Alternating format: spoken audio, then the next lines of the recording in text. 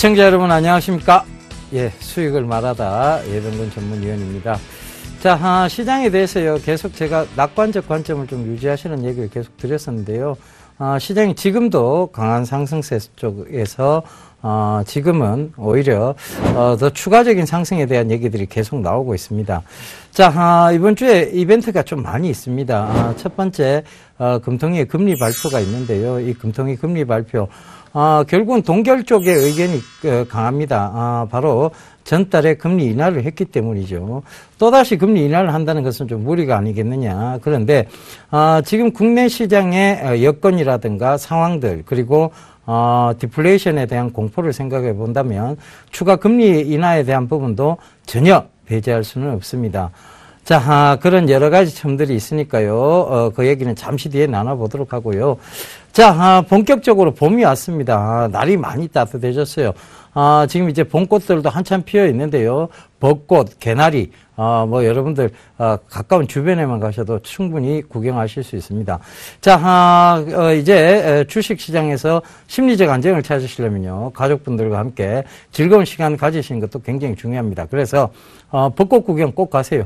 개나리도 꼭 보시고요. 자, 저도 주말에 바로 천년의 고도 경주를 방문했는데요. 가족들하고 만나는 것이 휴식이고 그리고 에너지 재충전이라고 생각하시는 분들 많으신데 천만의 말씀 만만의 공덕입니다.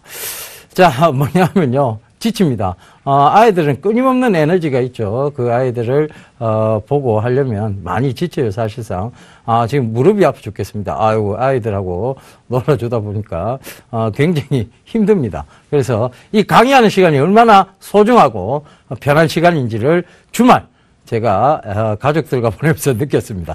자, 농담이고 여러분들 가족들과 즐거운 시간 보내세요. 그래서 주식에서 심리적 안정도 더 찾으시길 당부드리겠습니다. 자, 시장 조금 전에 얘기 드렸다시피 여러 가지 아직은 각각 이벤트들로 인한 변수들이 좀 있습니다. 금통위 금리 발표가 이제 국내 변수라고 보시면 될 것 같고요. 또 이제 국내 변수로는 여러 가지 부분들이 있는데요. 환율 부분도 조금 없지 않아 있습니다. 이 환율 부분 때문이라도 금통위 금리가 저는 전격적으로 좀 인하 쪽으로 단행이 됐으면 하는 바람을 살짝 여러분들께 전해봅니다. 그런데 아마 동결 쪽이 더 의견이 강한 것 같습니다.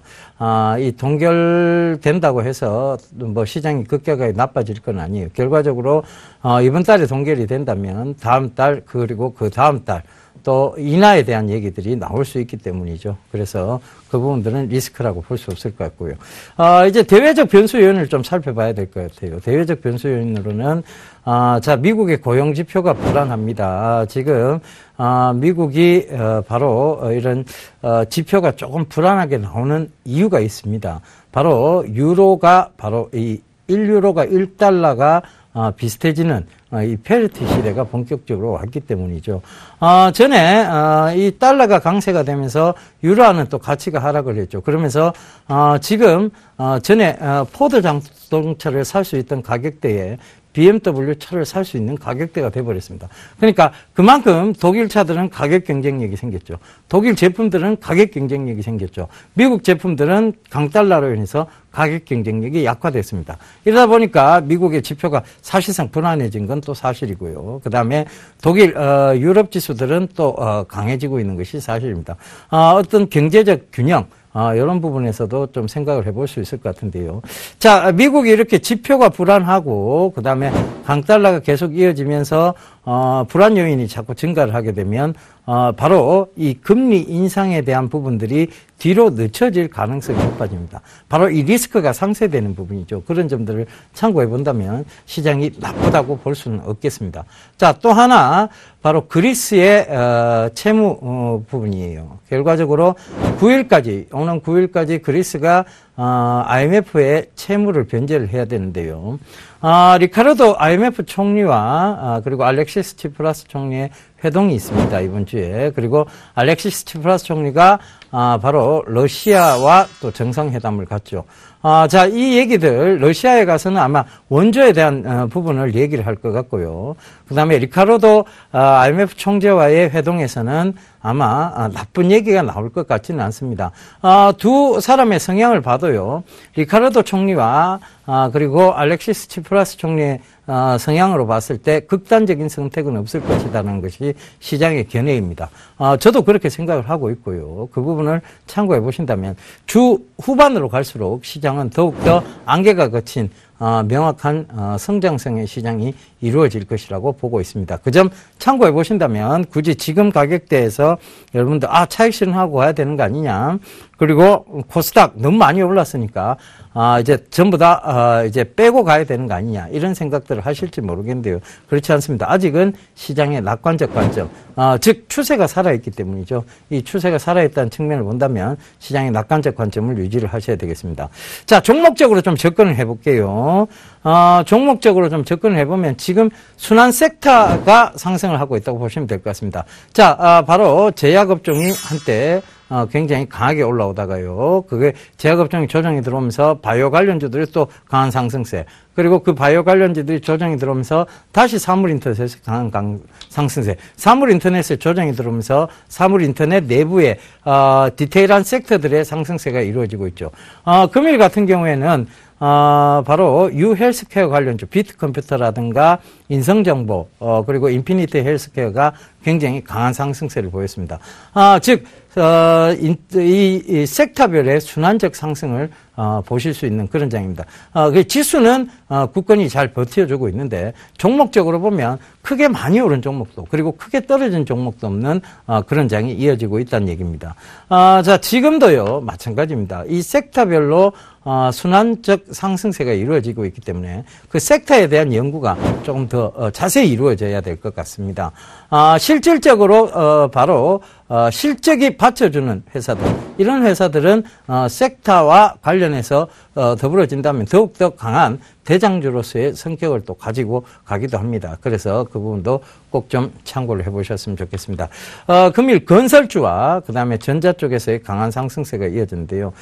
건설은 아마 지금 건설 경기 부양책을 내놓으면서 건설 경기가 좀 살아 돌아오지 않겠느냐에 대한 부분들의 논의가 많이 이루어지면서 관심을 조금 받고는 있습니다. 그런데 실질적으로 거래 쪽으로 들어가 보면 거래는 활성화되고 있는데 바로 매매는 잘 이루어지지 않고 있습니다. 그 부분은 뭐냐면 즉 가격이 올라가지는 않는다는 것이죠. 결과적으로 이 얘기는 바로 부동산 변화, 그다음 부동산 시장의 변화, 부동산 시장의 패러다임의 변화 이런 것들로 좀 눈여겨볼 만한데요. 1인 가구가 증가하고 있습니다. 혼자 사는 사람들이 많아지고 있다는 얘기죠. 그러면서 대형 평수들이 인기가 없어졌고요. 지금 그리고 젊은이들 층 사이에서는 집을 왜 꼭 굳이 집을 사가지고 가야 되느냐에 대한 인식이 확산되고 있다는 것이죠. 즉 전세나 월세를 선호하는 현상들, 집은 렌탈의 개념으로 잡아가는 젊은 층이 늘고 있다는 것입니다. 자, 그렇습니다. 집을 사게 되면요, 보험료도 올라갑니다. 그죠? 의료보험료도 올라가죠. 여러 가지 세금도 많이 내야 됩니다. 자, 이런 것들을 감안해 봤을 때 그들은 집을 사기보다는 렌탈의 개념으로 많이 생각을 한다는 것이죠. 저희 때만 해도요, 집은 한 채 꼭 있어야 된다는 것이 일반적인 견해였습니다. 그런데 지금의 세대들 보면 또한 그렇지는 않은 것 같습니다. 그래서 부동산 시장이 아무리 정책적으로 지원을 한다고 해도 활성화가 되기는 저는 아직은 좀 활성화된다고 보는 것은 아직은 좀 시기상조가 아닌가, 그런 측면에서 좀 접근을 해보셔야 될 것 같습니다. 산업은요, 결국은 성장 쪽에 있습니다. 근데 성장이 모호하거나 불확실하다면 그것은 아무리 지금 단기적으로 올라간다 하더라도 쳐다볼 필요가 없다는 것을 다시 한번 강조드릴게요. 그것을 쳐다보다가는 내 꼭지에 물리는 일, 즉 기술적 반등에서 물리는 일이 생긴다는 것을 또 의미하기도 합니다. 그래서 그 부분 꼭 좀 참고해 보셨으면 좋겠습니다. 자, 여러분 제가요 주말에 이제 가족들과 시간을 보내면서 자, 이 주식시장도 이렇게 좀 길게 장기적 안목을 가지면서 성장 쪽에, 즉 아이들을 키우면서 느끼는 거예요. 성장 쪽에다가 투자해놓고 그들이 잘 크고 있는가 늘 체크해 보면 되는 부분인데, 이걸 너무 단기적으로 끊어보다 보니까 여러분들께서 흔히들 주식하면 망한다는 소리를 자주 하시는 거 아닌가. 그런 생각을 다시 한번 해보게 됩니다. 그러니까 여러분들, 자, 주식을 제발 좀 긴 안목을 가지고 장기적 성장세에 대해서 우리가 산업적으로 논의를 해보자고요. 그것이 바로 이 수익을 말하다가 추구하는 궁극적인 목적입니다. 자, 오늘도 수익을 말하다 본격적으로 시작해 보도록 하겠습니다. 자, 오늘은 33강입니다. 제가 삼삼한 강의를 오늘 해드리도록 하겠습니다. 자, 바로 이 비트코인이라는 제목이 나와 있습니다. 이 비트코인은요, 여러분들 좀 이해하시기 어려우실 거예요. 특히 지금 젊은이층 사이에서도 이 비트코인에 대한 이해가 부족한 것이 사실입니다. 그래서 이 비트코인을 좀 상세하게 파헤치면서 왜 월가가 이 비트코인에 대해서 주목하고 있는지, 이 월스트리트가 왜 이 비트코인을 최근 들어 주목하고 있는 것이며, 그 월가의 큰손들이 왜 비트코인을 보고 있는지를 이 강의를 통해서 여러분들 그 투자 포인트를 잡아가시면 되겠습니다. 자, 제가 준비한 첫 번째 화면 보면서 얘기 이어가도록 하겠습니다. 자, 라스베가스 기술 관련 컨벤션에서의 비트코인 부스입니다. 비트코인은 부스가 아예 따로 있어요. 자, 여기 보면 빅 인베스터죠. 그러니까 큰 투자자입니다. 우리말로 흔히 하면 큰 손이죠. 큰 손. 이 큰 손이 involvement could boost 비트코인. 비트코인 부스를 방문해서 논의를 하고 있다. 바로 투자에 대한 논의를 하고 있다는 얘기죠. 자, 이 왜 큰 손들이 이 비트코인 쪽으로 관심을 가지기 시작할까요? 자, 얘기를 잠깐 해보겠습니다. 이 비트코인이라는 것은요, 어떤 개념이냐 하면, 우리가 채굴 한다는 개념이에요. 그러니까 이 인터넷을 통해서 이 비트코인을 채굴해서 이 화폐 가치로서의, 새로운 화폐 가치로서의 어떤 부분적 자리매김을 한다는 것입니다. 지금의 기존 화폐들은요, 사실 중앙은행의 통제하에서 많이 조절이 됩니다. 예를 들면, 지금, 엔저를, 강하게 주장하고 있는 게 아베 총리죠. 이 아베 총리가 정권에서 자, 이 바로 BOJ에게 간섭을 합니다. 뱅크 오브 재팬이죠. 구로다 총리에게 얘기를 합니다. 자, 우리 경제가 너무 심각한 수준이야. 그죠? 심각한 수준이니까 엔저를 통해서 우리가 양적 완화를 통해서 이 엔저 가격을 펼치고 이 엔저를 통해서 수출의 활로, 즉 일본 제품의 가격 경쟁력을 높여보자고 라고 얘기를 합니다. 그러면 BOJ의 구로다 총재는 예, 그렇게 하지요. 중앙은행에서 통제를 합니다. 그러면서 엔고였던 것을 계속 세련기를 돌려서 돈을 찍어내면서 엔저로 만들어버리죠. 그러니까 일본 제품의 가격 경쟁력이 생기기 시작했습니다. 예전에는요, 현대자동차와 렉서스, 즉 그들이 말하는 현대지도샤와 렉서스 지도샤, 도요타 지도샤와의 가격 차이가 좀 있었습니다. 그런데 이게 엔저가 되고 환율은 조금 높아지면서 이게 비슷한 수준에 가버린 거예요. 그러면 똑같은 금액이면 자, 현대자동차가 미국인들이 선호했던 이유가 있습니다. 가격이 쌌죠. 그런데 지금은 가격도 비슷해졌습니다. 그럼 똑같은 가격이면 그들이 일본차를 선호할 거요, 현대차를 선호할 거요? 아직은 일본차에 대한 선호도가 높습니다. 왜냐하면 인지도란 부분에서 일본차에 대한 선호도가 높고요. 그 다음 두 번째는 바로 일본차의 기술력, 그러니까 장고장이 없다는 그 기술력으로 미국인들은 일본 차를 많이 선호를 하고 있습니다. 근데 이 가격 차이가 좀 낮죠. 사실은 도요타의 캠리라든가 이런 캠리하고 현대자동차의 소나타하고가 가격을 이제 비교를 많이 했었는데요. 도요타의 캠리가 조금 더 비쌌습니다. 훨씬 좀 비쌌죠. 비쌌는데 이것이 지금 엔저 때문에 많이 떨어졌고, 현대자동차의 소나타는 가격이 올라가면서, 즉, 환율 때문에 올라가면서 비슷해진 가격대가 형성이 된 것입니다. 자, 이런 부분들을 참고해 보신다면, 이 중앙은행이 통제를 하기 때문에, 정책적으로 밀고자 하는 방향대로 화폐 가치가 높아졌다, 낮아졌다를 합니다. 그런데 이 비트코인은요, 중앙은행에서 통제를 하지 않습니다. 그러니까 화폐 가치가 손상될 우려가 없다는 것이 이 비트코인을 선호하게 된 첫 번째 이유라고 할 수 있겠습니다. 결과적으로 금값하고 비슷하다는 것이죠. 금값이 어떤 중앙은행의 통제하에서 금값이 떨어지고 금값이 올라가고 하는 것은 아닙니다. 갑자기 금을 많이 풀어서 금값을 내리고 금을 걷어들이면서 금값을 올리고 한다는 얘기가 아닌 거죠. 결과적으로 금값은 지속적으로 장기적으로 보면 계속 상승을 했습니다. 뭐냐면 금의 희소가치 때문이죠. 이 비트코인도 역시 희소가치가 있기 때문에 장기적인 성장 쪽에서 본다면 이 금과 비슷한 어떤 화폐 가치로서의 그런 새로운 자리매김을 할 수 있지 않느냐, 그런 인식들이 확산이 되고 있다는 것입니다. 자, 두 번째 화면 보면서 얘기 이어가도록 하겠습니다. 자, 중국에 설치된 비트코인 ATM기입니다. 비트코인을 실제적으로 비트코인을 가지고 ATM기 현금 이출을 할 수 있다는 거예요. 자, 중간에 보면 B라고 적혀 있는 것이 뭐냐면 바로 비트코인의 이제 이니셜이 되겠죠. 그 이니셜이 지금 보이고요. 중국인으로 보이는 여자입니다. 이거 앞돌출형이네요. 그죠? 예, 앞으로 얼굴이 좀 나왔습니다.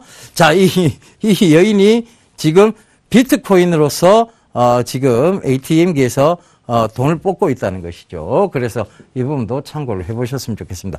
세계적인 화폐 가치로서의 어떤 부분들, 중국인들이 지금 주목하고 있는 화폐 가치, 즉 위안화가 가치절상, 가치절하에 대한 부분들을 논의하는 것이 아니라 그들은 새로운 화폐 가치를 인정하고 존중한다는 것입니다. 사실은 그들이 돈을 많이 모은다고 해서 만약에 갑자기 위안화에 대한 화폐 개혁이 이루어지면요, 그들 돈을 많이 모은 사람들이 피해가 가겠죠. 그래서 젊은이들 사이에서는 이 비트코인이 앞으로 향후 시장에서 화폐 가치를 유일하게 인정받을 수 있는 새로운 화폐 가치의 개념으로 생각해야 되는 거 아니냐. 전 세계 통용되는 화폐 가치로서 인정해야 되는 거 아니냐에 대한 부분입니다. 사실 달러만 해도요. 자, 달러 선호 현상이 강했죠. 지금은 강달러가 실현되고 있습니다. 그런데 이거를 만약에 달러를 많이 풀게 되면요. 중앙은행의 통제하에서 미국 중앙은행이죠. 그렇죠? BOA에서 통제를 하게 되면 달러 가치를 변화시킬 수 있습니다. 그 중앙은행 통제가 이루어진다는 것은 화폐를 마음대로 조정할 수, 즉 국가 마음대로 조정할 수 있다는 얘기가 되기도 하죠. 그렇다면 내가 가지고 있는 화폐가 누군가에 의해서 조정당해진다면 그것은 기분 나쁜 일이겠죠. 그래서 그 부분들을 감안해 봤을 때는 이 비트코인의 앞으로 향후 미래 가치에서는 더욱더 존중받는 화폐 가치가 되지 않느냐에 대한 부분들이 논의가 되고 있다는 것입니다. 물론 단점도 있습니다. 그것은 잠시 후에 화면 보시면서 또 얘기 이어가도록 하겠습니다. 자, 다음 화면 보실게요. 자, 다음 화면 보시게 되면요. 예, 지금 비트코인 가맹점 국내 1호점이 나와 있습니다. 자, 파리바게트 인천시청역점인데요. 자, 이 사장님의 얼굴이 있습니다. 비트코인 가맹점 국내 1호점 이러면서 딱 있죠. 자, 비트코인이 우리 시장에도 그만큼 가깝게 들어왔다는 것입니다. 그만큼 근접성 있게 왔다는 것이죠. 물론 지금 비트코인으로 결제하는 사람들이 많지는 않습니다.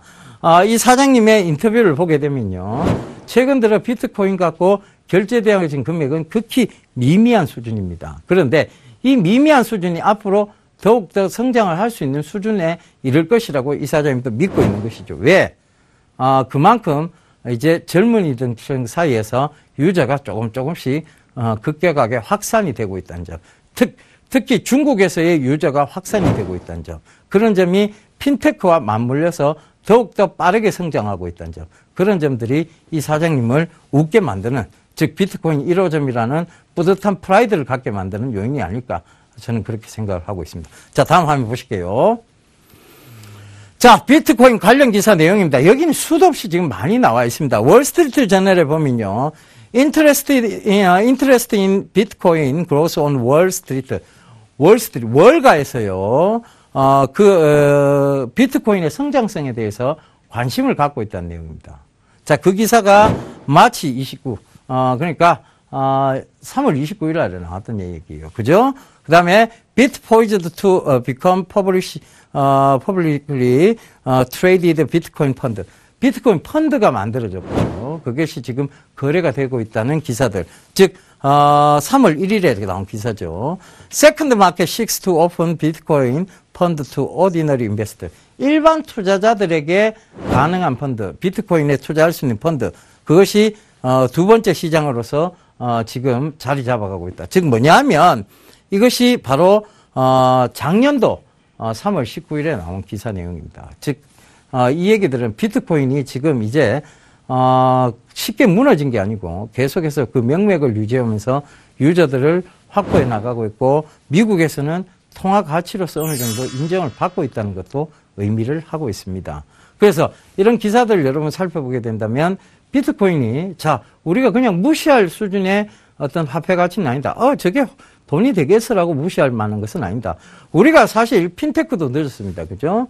그 다음에 사물 인터넷도 늦었습니다. 미국에 비해서 월등히 늦었죠. 그런데 이제 이 비트코인마저도 미국에 비해서는 지금 뒤처지고 있는 상황입니다. 하지만 그들의 수준을 적어도 따라가지는 못해도 우리가 알려면 이 비트코인에 대한 이해가 충분히 있어야 될 것 같습니다. 산업적 이해죠. 이 산업적 이해를 우리가 이 강좌를 통해서 궁극적으로 여러분들께 설명드리고자 하는 내용입니다. 자, 다음 화면 보실게요. 자, 비트코인 거래 개념도입니다. 전자지갑을 만들어요. 그죠? 전자기기나 운영 소프트웨어에 따라 여러 종류의 전자지갑종을 선택을 합니다. 그리고 계정을 생성시키죠. 그 다음에 채굴 프로그램을 이용해서 수학적 퍼즐을 풀면 비트코인이 생성이 됩니다. 그죠? 그러면서 거래소에서 달러 등으로 비트코인을 구매를 하기도 합니다. 그죠? 채굴이나 구매의 방법입니다. 그 다음에 이것을 보관하고 있는데 가상지갑에 보관합니다. www.bitcoin.org입니까? org에서 소프트웨어 다운을 하고요. 취득 구매한 비트코인마다 주소를 생성시키죠. 연쇄적인 숫자와 문자의 조합이 있는 주소입니다. 그죠? 그리고 이것이 사용을 하게 되는데요. 거래자가 암호화된 비밀키에 서명을 해서 지불하는 시스템입니다. 이 비트코인이 보안에 대해서 문제들이 많다는 얘기들을 많이 해요. 근데 사실 이 비트코인은 보안적으로 보면 더 안전한 전자거래 시스템입니다. 결국은 지금 우리가 사용하고 있는 이제 보통의 전자거래 시스템은요, 해킹에 대한 우려가 있어요. 그런데 이 비트코인은 이 비트코인 개발자들이 갖고 있는 컴퓨터를 모두 해킹해야만 이 해킹 수준에 이를 수 있다고 합니다. 그러니까 그만큼 해킹이 어렵다는 것이고 보안적인 부분은 더 많이 보완된 개념이라고 보시면 좋을 것 같습니다. 그래서 그런 부분에서도 지금 최근에 비트코인이 가격대를 형성하는 이유가 될 거고요. 그리고 희소성의 가치를 받는 이유가 될 수 있을 것 같습니다. 그래서 그런 점들이 어떤 투자 가치, 화폐 가치로서 인정을 받고 있지 않느냐. 그렇게 좀 생각을 해보셨으면 좋겠습니다. 자, 다음 화면 보실게요. 비트코인에 대한 언론사들의 반응입니다. 자, 블룸버그에서는 뭐라고 얘기했는가 하면요. 비트코인은 단지 편리함이 아니다. 비트코인은 혁명이다. 라고까지 얘기를 했습니다. 화폐 혁명이라는 것이죠. 중앙은행에 통제받지 않는 기존의 화폐, 달러나 엔화나 유로화나 원화가 아닌 새로운 통용, 공용 가치의 개념의 화폐, 즉 어떤 거 하면 혁명 자체라는 것이죠. 그렇게 얘기를 하고 있습니다. 자, 이코노미스트에서는 또 뭐라고 얘기를 한 거 하면요. 비트코인과 가상화폐들은 결코 지나가는 유행이 아니다. 그 사용자층이 아직은 젊지만 점점 커져나갈 것이다. 유저들이 점점 커져나갈 것이다라는 얘기를 하고 있습니다. 실제적으로 중국에서의 폭발적인 유저가 계속 생겨나고 있다는 것도 참고를 해보셨으면 좋겠습니다. 자, 타임즈지에서는 뭐라고 얘기를 했느냐 하면요.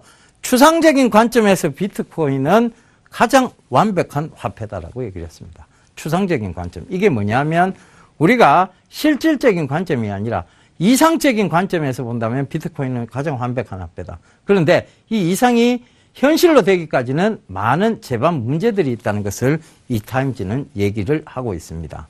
자, 그 문제점들이 과연 뭘까요? 자, 다음 한번 보실게요. 바로 이 비트코인의 단점입니다. 첫 번째, 가격 변동성이 너무 심하다는 것이죠.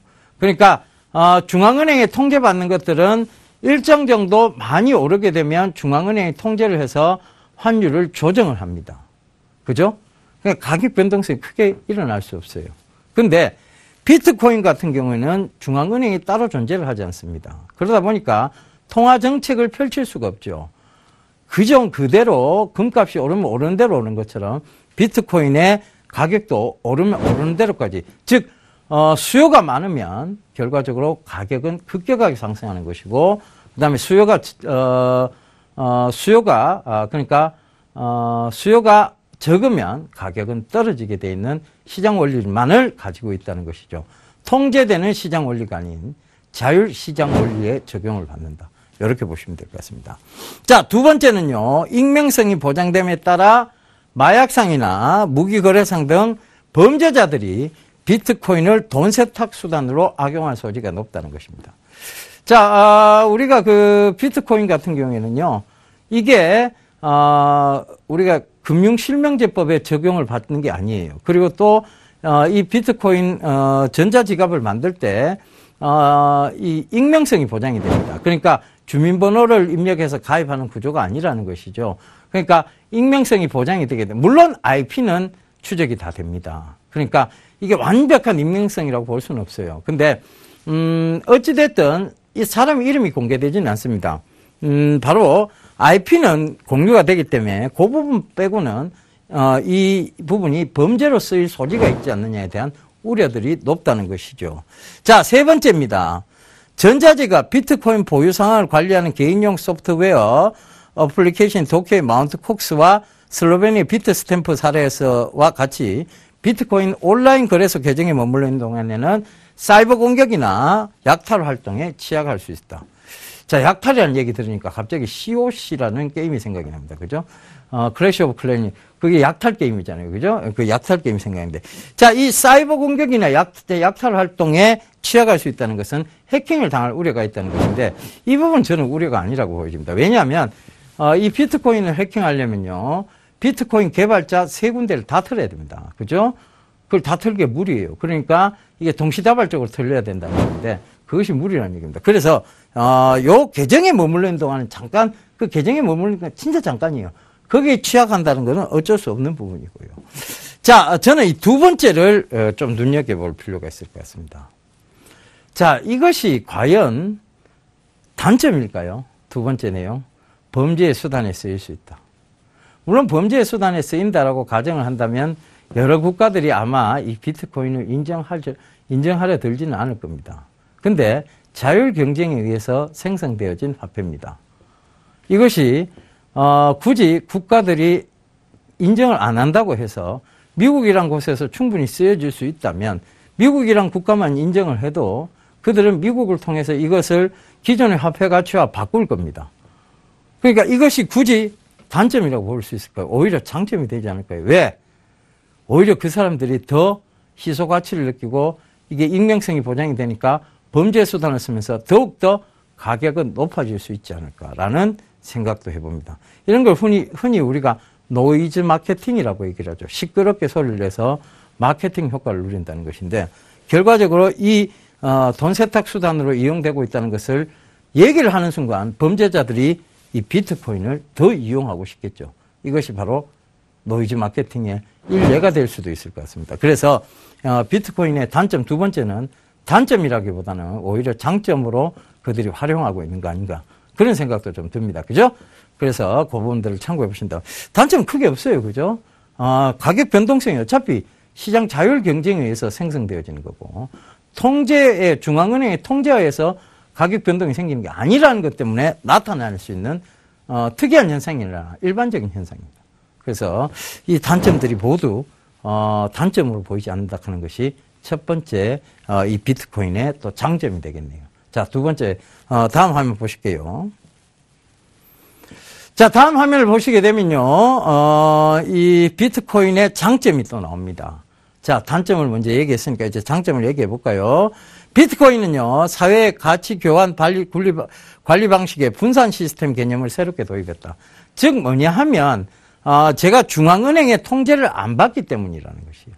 결국은 분산 시스템을 가지고 있기 때문에, 관리 방식에 의해서, 이것이, 화폐 가치로서 더욱더 젊은이층 사이에 인기를 걸 수밖에 없는 시스템이라는 것이죠. 자, 두 번째 보면요. 비트코인이 글로벌 실물 경제 전반에 걸쳐 도입된다면 분산 시스템 기능은 수조 달러에 달하는 금융거래 수수료 비용을 절감시킬 것이다. 결과적으로 금융거래세, 이런 것에 대한 비용, 절감적인 측면입니다. 이것은 중앙은행의 통제를 받지 않습니다. 그러니까 금융거래소에 저촉을 받지 않죠. 그리고 어떤 유산 상속에 있어서 상속세의 저촉을 받지도 않습니다. 누군가한테 준다고 해서 증여세의 저촉을 받지도 않습니다. 그 개념이란 얘기죠. 그러니까 오히려 그 막대한 금융거래 수수료라든가 세금에 대한 부분들을 면책할 수 있는 그런 화폐로서 자리 잡고 있다. 그렇게 보셔야 될 것 같습니다. 자, 그리고 자금 결제 처리 기관, 부동산 관리증 등재 기관, 변호사, 회계사 등이 수행하고 있는 기존 업무들에 대한 전산 처리가 가능해질 수 있다. 즉, 이 얘기는 뭐냐면 지금 전산 업무 처리를요. 지금 전산 업무를 따로 해야 되잖아요. 그죠? 비트코인은 어차피 가상화폐입니다. 그러니까 이건 전산 시스템 자체가 이미 등재가 되어 있는 거예요. 그죠? 그런 시스템적인 측면에서도 바로 월등히 앞서 있다는 것이죠. 그 다음에 은행 계좌를 보유하지 못한, 저는 은행 계좌를 보유하지 못한 인구가 이렇게 많은 거 처음 알았습니다. 세계 수십억 명 이상의 사람들에게 금융거래를 영위할 수 있는 대체 수단을 제공하고 있다. 자, 은행 계좌를 보유하지 못하는 이유가 뭘까요? 범죄자라서? 그죠? 가난해서? 그죠? 뭐 여러 가지 이유가 있을 수 있겠습니다. 근데 그 계좌를 보유하지 못한 사람들조차도 이제 영위할 수 있는, 즉 대체할 수 있는 대체 수단이 될 수 있다. 이런 것들이 장점이 된다는 얘기입니다. 그래서 비트코인은 단점은 거의 없고 장점이 굉장히 많은 화폐 가치다. 이렇게 이해를 조금 간략하게 이해하고 넘어가도록 하겠습니다. 자, 다음 화면 보실게요. 자, 비트코인의 환율 추이입니다. 2013년도 4월 달에요. 키프로스 사태가 일어나면, 사이프러스라고 불린 날이죠. 그죠? 키프로스 사태가 일어나면서 급격하게 상승세를 했고요. 즉, 이 키프로스 사태 때요. 자, 결국은 중앙은행이 통제를 잘 못하니까 화폐 가치가 급락하는 일이 발생한단 말입니다. 그러니까 이 비트코인이 이 사이프러스에서 오히려 키프로스에서 오히려 더 화폐 가치로서 인정해야 될 부분이 아니냐는 얘기와 동시에 급격하게 상승세를 만들어냈다가요. 자, FBI 온라인 블랙마켓 실크로드 단속 후 14만 5천 비트코인을 압수했다. 이런 얘기가 나오죠. 그때 살짝 하락이 좀 있었습니다. 근데 큰 하락은 없었어요. 그런데 그 이후에 보면 중국 인터넷 포털 바이두 비트코인을 결제 수단으로 허용했다. 호재죠. 또 띄 있습니다.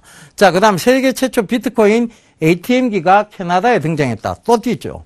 자, 그 다음에 미국의 비트코인 청문회 개최를 해서 버냉키가 비트코인에 대해서 긍정적 발언을 하면서 확 가격이 상승을 했습니다. 미국은 지금 비트코인을 화폐 가치로서 인정하는 문화가 지금 자리 잡아가고 있다는 얘기입니다. 자, 다음 화면 보실게요. 자, 중국의 비트코인 채굴 공장입니다. 얘들 대륙성 기질 강해요, 역시. 자, 한번 봐보세요.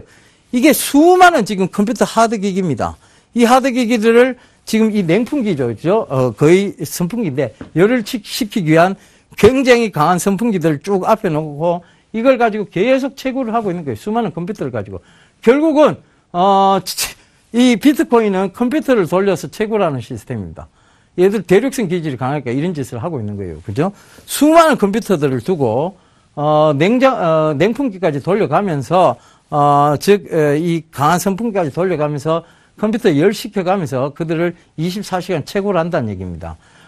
이 비트코인을 채굴해서, 결과적으로 어디에 쓰느냐. 바로 이 화폐 가치로서 인정이 되기 때문에 이런 짓거리도 하고 있다는 얘기죠. 우리나라는 이런 거 보면 좀 생소할 거예요. 그래서, 이 비트코인은 결과적으로는 고사양화된, 고성능화된 컴퓨터 시스템에 의해서 이루어지기 때문에 이 비트코인 관련주를 우리가 흔히들 고사양화 컴퓨터에 대한 관련주라 보기도 합니다.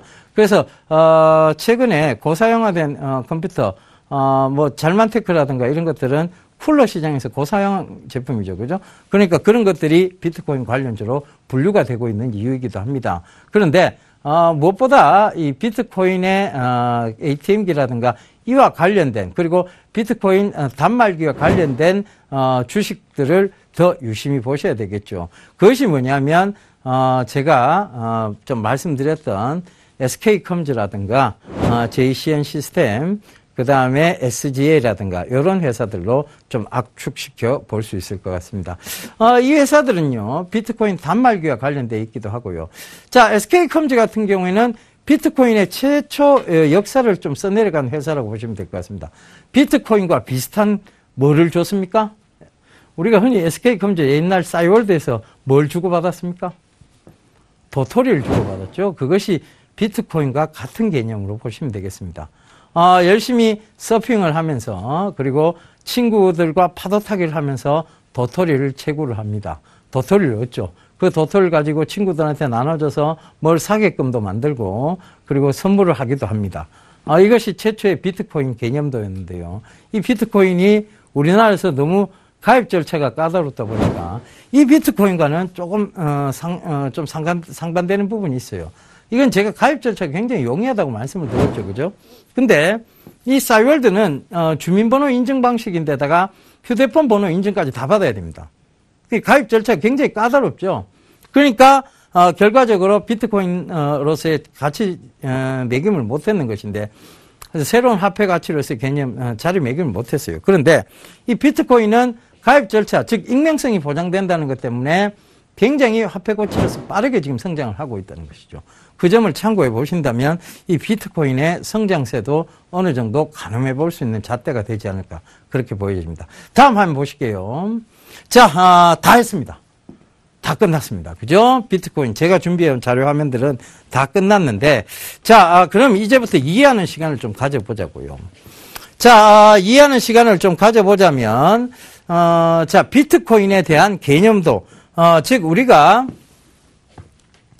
이 비트코인은 기존의 화폐하고는 전혀 다른 개념입니다. 기존의 화폐는 그죠? 실질적으로 돈이라는 것으로 존재를 합니다. 실물이 있죠. 그죠? 근데 비트코인은 실물이 없습니다. 아까 전에 B자라고 보이는 동전 그게 실물 아니냐고 착각하시는 분들 계신데요. 그건 실물 동전이 아니고요. 비트코인의 약자, 즉 이니셜을 의미합니다. 그냥 이것은 가상화입니다.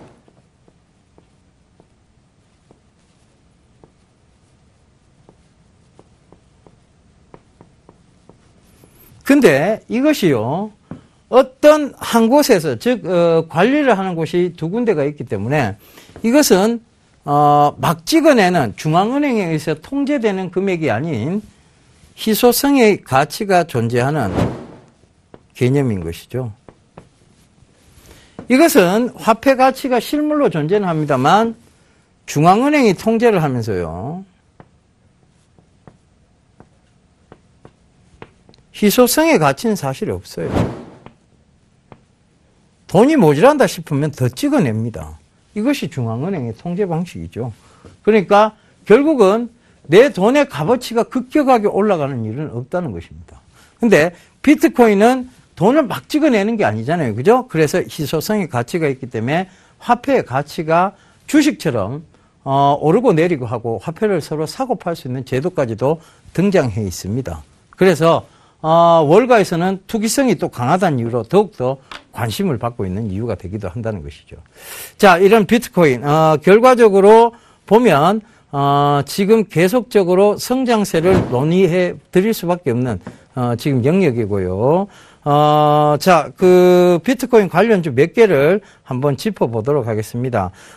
제일 처음 좀 말씀드릴 수 있는 게 바로, 비트코인의 할배, 할아버지 격이죠. 싸이월드, 도토리, 그죠? SK컴즈입니다. 이 SK컴즈도요, 최근 들어와서 이 비트코인과 관련해서 급등세가 몇 번 연출이 됐습니다. 그런데 지금도 보면 이 비트코인과 관련해서 계속 지속적으로 상승세를 좀 이어나가고 있는 모습입니다. 물론 코스닥 시장이 좋아서 그랬습니다만은 2015년도 한 해 들어오면서 계속 꾸준한 완만한 상승을 보이고 있다는 것이 즉 비트코인의 성장세를 어느 정도 가늠해 볼 수 있는 잣대라고 좀 보여지고요. 그 다음에 두 번째로 좀 짚어드릴 수 있는 게 바로 SGA라는 종목입니다.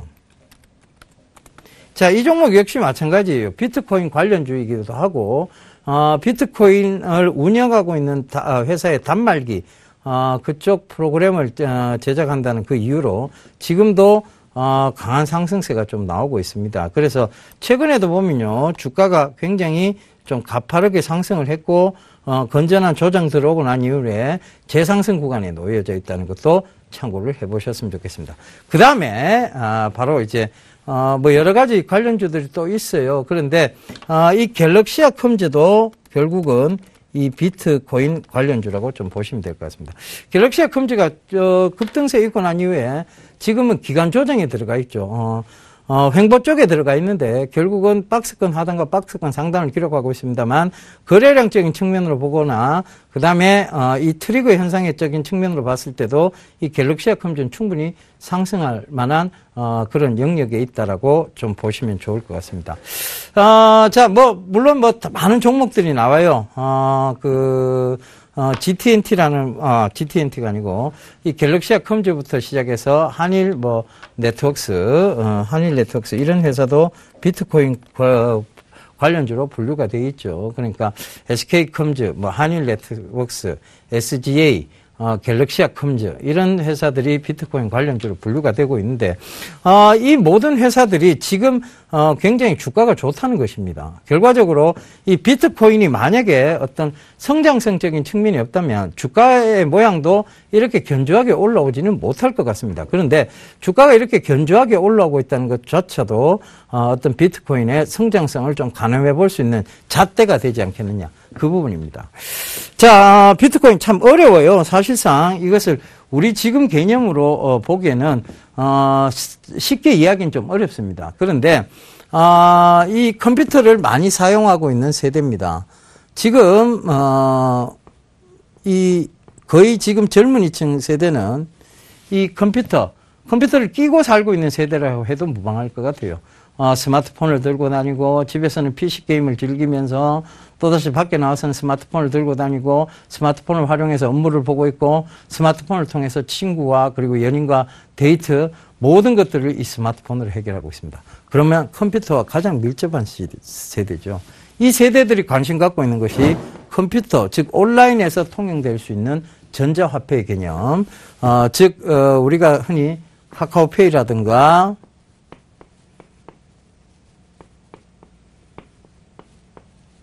알리페이라든가 이런 것이 전부 다 이쪽에 컴퓨터와 관련돼서 새롭게 생겨난 핀테크적 개념의 화폐죠. 그런데 이것은 결과적으로 카카오페이나 알리페이는 화폐 가치, 실제적으로 지금 화폐 가치, 즉 지금 현재의 화폐와 동일시하고 있습니다. 이 알리페이도요, 결국은 내가 현금을 주고 이 돈을 충전해 놓는 방식이에요. 그죠? 지금의 현재 화폐를 들고 충전해 놓는. 카카오페이도 역시 마찬가지입니다. 친구한테 선물하기를 하려고 해도 결국 내가 쥐고 있는 현재 화폐 가치를 가지고 이것을 환전해서 쓰는 시스템이죠. 그런데 지금 이제 돈을 바꾸는 거예요. 그죠? 근데 물론 이제 이 비트코인도요. 돈으로 바꿀 수는 있습니다. 그런데 이 돈으로 비트코인을 살 수도 있고요. 살 수는 있지만 이것이 돈만 가지고 살 수 있는 부분이 아니라는 거. 즉 다른 방식으로도 취득이 가능한데 이 취득 방식이 뭐냐면 컴퓨터의 채굴 방식입니다. 컴퓨터가 계속해서 광고를 발생시키고 그 광고비에 대한 채굴 방식들을 이용해 나간다는 것이죠. 결과적으로 뭐냐면 이 컴퓨터를 통해서 채굴을 할 수 있는 시스템인데 컴퓨터 단말기가 이 비트코인을 채굴할 수 있는 단말기로 바뀌어야 이 비트코인을 얻을 수 있다는 얘기입니다. 결과적으로 그래서 이제 컴퓨터의 고사양화 그리고 이 컴퓨터를 통해서 그들이 얻을 수 있는 화폐 가치 그리고 희소성이 있는 가치, 그 다음에 중앙은행에 의해서 통제받지 않는 가치, 이 모든 것들이 젊은이들의 성향상 맞아떨어져 갔다는 얘기죠. 그러면서 이 비트코인이 지금 월가에서 주목할 만한 그런 화폐 가치로 인정이 통용되고 있다는 것입니다. 지금 최근에 경봉이라든가 이 교통카드 시스템에서도 경봉, 에이텍 이런 교통카드 시스템에서조차도 비트코인이 적용이 된다라고는 얘기들이 나오고 있습니다. 즉 이런 교통카드 솔루션 시스템 이런 것들은 세계를 통합하는 아우르는 개념의 화폐 가치 그런 이제 개념에서의 비트코인에 대한 재해석 그런 것들이 이루어지고 있다라고 보시면 좋을 것 같습니다. 새로운 영역이고 새로운 금융혁명입니다. 블룸버그에서도 밝혔고 뉴욕타임즈에서도 여러분 밝혔다시피 이것은 완벽한 새로운 화폐 가치지만 결과적으로 아직은 수반에 있는 제반 문제들은 분명히 있습니다. 그렇지만 그 제반 문제들이 극복이 될 수 없는 부분들이 아니라 유저가 많아지면 당연히 자연스럽게 극복되어질 부분이다. 그렇다면 지금 유저 확보는 되고 있느냐? 중국에서의 폭발적 유저 확보가 이루어지고 있다. 즉 성장성을 의미한다는 것이죠. 그래서 이 부분을 생각해 본다면 중장기적 모멘텀이 분명히 이 비트코인 관련주들에게 있다라고 보시면 좋을 것 같습니다. 물론 실적이 받쳐줘야지 않으면 떨어질 겁니다. 하지만 그 실적은 앞으로 이 비트코인의 활성화와 더불어서 기대감이 충분히 반영이 될 수 있다는 것도 참고를 해보셨으면 좋겠습니다. 자, 오늘 또 비트코인에 대해서 굉장히 설명을 좀 깊이 있게 드렸는데요. 생각을 해보자고요. 유럽도 새로운 통합의 화폐 가치 유로화를 만들어냈습니다. 근데 그 유로화를 쓰면서 지금 문제들은 많이 생기고 있습니다만 결국은 그들의 관광 수입을 올리는 데 한 역할을 했고요. 그리고 그들의 공통의 화폐 가치로서 존재를 하게 되면서 이제 충분히 지금 유로화는 성공 단계에 이르렀습니다. 그런데 처음에는 이 유로화가 과연 성공할 수 있을까, 정착할 수 있을까에 대한 의문들을 굉장히 많이 가졌었죠. 그런데 그것이 자연스럽게 사용되어지면서 유저가 확보되면서 오히려 이 유로화는 제대로 자리를 잡았습니다. 예전에 다 각기마다 독일은 마르크화 그래서 각기마다 다른 화폐 가치를 가지고 있었죠. 그런데 지금은 그들은 유럽 국가들은 어찌됐든 유로화로 화폐 가치가 통합이 되어 있습니다. 물론 기존의 화폐들도 그들을 쓰고 있습니다. 하지만 유로화를 더 많이 쓴다는 것이죠. 관광객들은 유로로 전부 유로화로 바꿔서 유럽 쪽에 관광을 떠납니다. 그러니까 이 유로화가 정착을 할 수 있는 요인은 결과적으로 유저 확보에 대한 부분인데 이 비트코인이 최근에 유저 확보의 속도가 굉장히 급속히 이루어지고 있다는 점을 참고해 본다면 이걸 역시 화폐 가치로서의 통용 가치를 인정받는 데까지 그리 큰 시간, 그리 긴 시간은 걸리지 않을 것이라는 것이 제 견해입니다. 그래서 그 부분들을 참고해 보신다면 자, 비트코인 관련주 충분히 관심 가져도 좋을 것 같습니다. 여러분, 새로운 섹터들, 새로운 이야기들 계속 드리고 있습니다. 그런데 이런 것들을 잡아가는 것은 역시 이 수익을 말하다와 여러분 아침에 읽어드리는 신문 읽어주는 남자에서 여러분들께 계속 강조를 드리고 있습니다. 제가요, 이번 한 주 동안 신문 읽어주는 남자 보충 강의를 아침마다 해드리고 있습니다. 공개 강의로 하고 있는데요. 진행하고 있는데 한 주간은 무료입니다. 지금 아침 8시 50분부터 아침 10시 반까지 즉 1시간 40여 분 가까이 강의를 진행하고 있는데요. 신문을 읽어서 이런 섹터들의 성장성을 어떻게 잡아가느냐, 그걸 어떻게 해석해서 어떤 종목군들을 도출해내느냐에 대한 굉장히 기초적인 부분에서부터 실질적인 강의까지 이루어질 것입니다. 그러니까 여러분들 많이 참석하셨어요. 신문을 읽어가는 방법들, 신문을 우리가 제대로 해석하는 방법들을 여러분들 또 참고해 보셨으면 좋겠습니다. 자, 저는 이번 시간을 또 이렇게 비트코인 섹터를 마무리를 하고요. 다음 주에 또 새로운 섹터들로 여러분들께 자세한 설명을 드릴 것을 약속드리겠습니다. 저는 이만 물러가도록 하겠습니다. 감사합니다. 예병군이었습니다.